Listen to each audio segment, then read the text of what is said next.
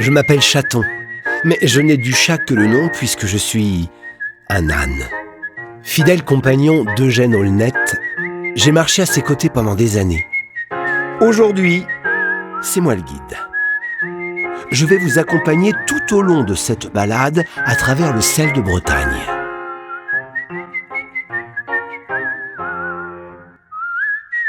Un jour, il m'a confié que pour son 7e anniversaire, il avait reçu en cadeau un couteau. C'est là que tout a commencé. À compter de ce moment-là, il ne s'est plus jamais arrêté de sculpter. En 2013, l'année du centenaire de sa naissance, ses enfants ont retrouvé ce mystérieux couteau en bêchant la terre de son jardin. Ce simple objet, banal, lui aussi sculpté, a fait remonter à la surface une foule de souvenirs. L'intérêt de sa commune, dont il était très fier, passait avant tout. Le patrimoine environnemental, culturel, c'était également chose sacrée. Il ne fallait pas y toucher. Il était, bien avant le PSU, c'était vivre et travailler au pays. Pour travailler au pays, il a compris très très vite qu'il fallait avoir du travail, mais surtout aussi une vie culturelle, une vie sportive, une animation, quoi. Et pas simplement un dortoir.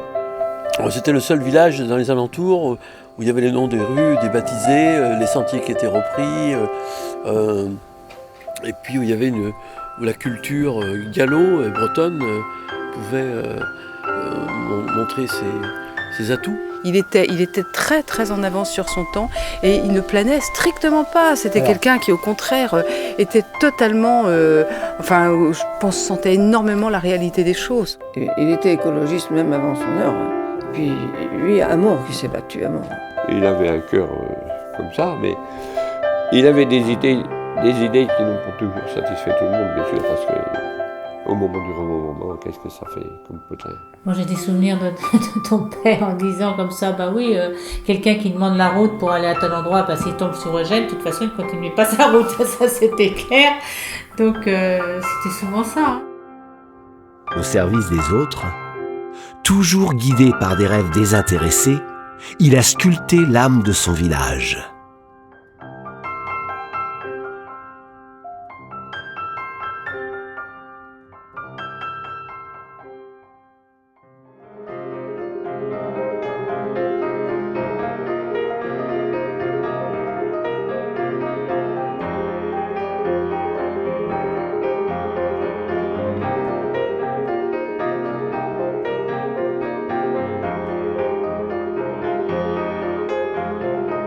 Eugène était un passeur de rêves, un sculpteur d'âme qui réveillait les désirs d'enfants enfouis au plus profond des êtres.